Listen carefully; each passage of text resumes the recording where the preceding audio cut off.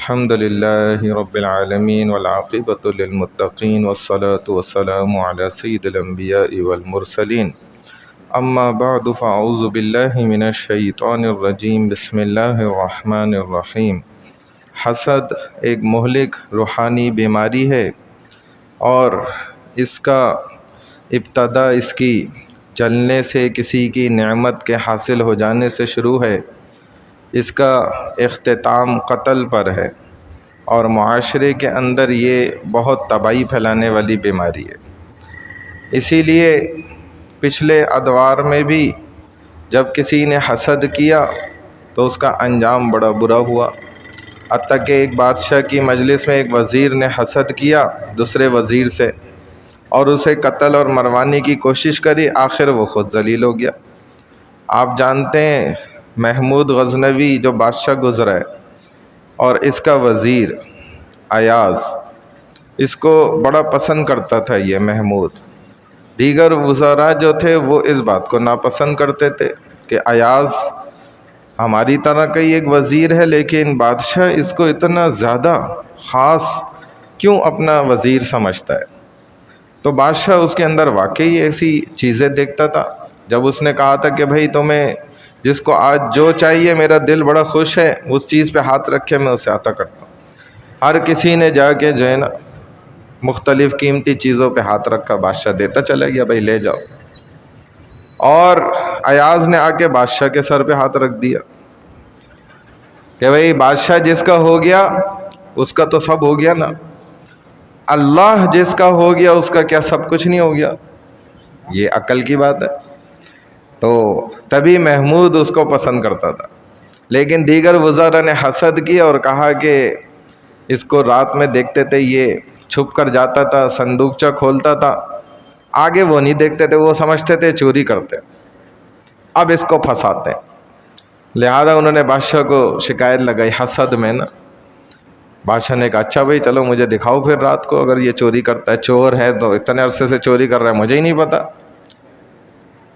تو بادشاہ نے جب جا کے ان کے ساتھ دیکھا، بات پوری کھلی، تو پتہ چلا کہ ایاز جو تھا یہ اپنی اوقات کو یاد رکھتا تھا کہ میری یہ حیثیت ہے اور میں پہلے کیسا تھا، اللہ نے تجھے یہ شان دی کہ بادشاہ کا وزیر بنا دیا۔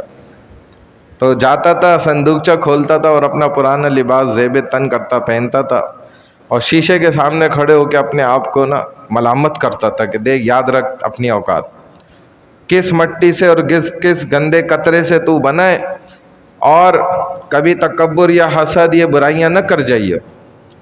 جب بادشاہ نے یہ ماجرا دیکھا تو اس کے دل میں تو اور محبت آ گئی، کہہ رہے کم بختو، تم حسد بھی کرتے ہو تو صحیح جگہ پہ نہیں کرتے، جہاں رسول اللہ صلی اللہ علیہ وسلم نے فرمایا۔ ایک علامہ حاسد اللہ رحمہ اللہ فرماتے میں سفر پہ تھا اور راستے میں ایک جگہ جھوپڑ نظر آئی، بھوک بڑی تیز لگی تھی مجھے، تو میں نے وہاں جا کے ندا لگائی، بھائی دستک دی تو ایک خاتون نکل آئی۔ میں نے کہا بھائی اللہ کے واسطے مجھے کچھ کھانے کو دو، مہمان ہوں، پردیسی ہوں، بھوک لگی ہے تیز۔ تو اس خاتون نے فوراً بکری تھی وہ ذبح کری اور اس کو گوشت نکالا اور پکا کے اس کے سامنے رکھ دیا، بھائی رج کے کھاؤ، پیٹ بھر کے کھاؤ۔ جب اس کا شوہر آ گیا، اس نے اس کو کھاتے ہوئے دیکھا تو بولا بھائی تو کون، یہ بکری کدھر سے گوشت آ گیا، کس نے دیا ہے؟ بھائی وہ بھلی خاتون تھی، میں نے اس سے سوال کیا، میں پردیسی بھوکا تھا اسی لیے اس نے کھانے کو دیا، اس کی مہربانی۔ بولا چل بھاگ یہاں سے، اپنی بیوی کو سنائی باتیں کہ تو میرا سارا مال ضائع کر دے گی، لوگوں کو مہمانوں کو کھلا کھلا کے، کیا بڑا بخیل تھا وہ۔ اب یہی شخص جو ہے نا چلتا گیا، سفر آگے، ایک جگہ اور پہنچا تو اس کو پھر بھوک لگ گئی۔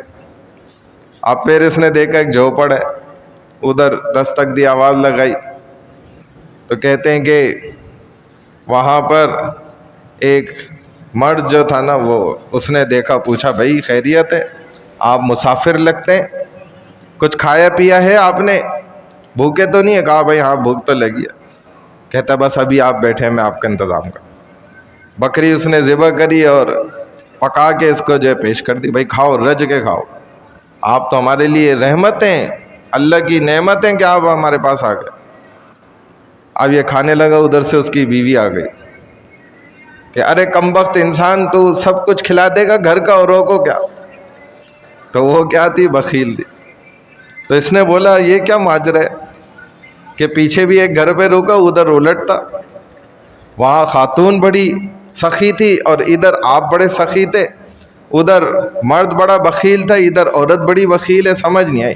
اس نے بولا کہ یار آپ کو عجیب بات بتاؤں کہ یہی جو خاتون ہے نا، اس کا وہ بھائی تھا۔ تو بخیل جب یہ والدین جیسے ہوتے ہیں نا، اولاد کے اندر وہی چیز آ جاتی۔ تو بخل یہ اللہ کو ہرگز پسند نہیں ہے۔ قسم کھا کے رسول اللہ صلی اللہ علیہ وسلم نے فرمایا جنت الفردوس میں بخیل آدمی جائے گا ہی نہیں۔ بخیل آدمی سے تو فردوس جو ہے پناہ مانگتی ہے کہ اللہ میرے اندر اس کو نہ خدا کے لیے بھیجیے گا، اور نبی علیہ السلام نے قسم اٹھا کے فرمایا۔ تو بھائی بخل جو ہے نا، اور سخاوت صرف یہ نہیں ہے کہ آپ مال سے ہی لوگوں کی مدد کریں، آپ کے پاس جو زبان ہے، زبان سے آپ سخاوت کے پھول چھڑکائیں، پھر دیکھیں کیسا اثر آتا ہے زندگی کے اندر۔ ہر ایک کو مفید فائدہ دیں، کبھی کسی کا برا نہ کریں زبان سے۔ یہ اللہ نے بہت بڑی ہمیں اعضا کی نعمت دی، ہم لوگوں کے اوپر اس سے بھی سخاوت سخی بن سکتے ہیں۔ اللہ ہمیں عمل کی توفیق عطا فرمائے۔ سبحان اللہ وبحمدہ، سبحانک اللہم وبحمدک، نشہد ان لا الہ الا انت، نستغفرک ونتوب الیک، برحمتک یا ارحم الراحمین۔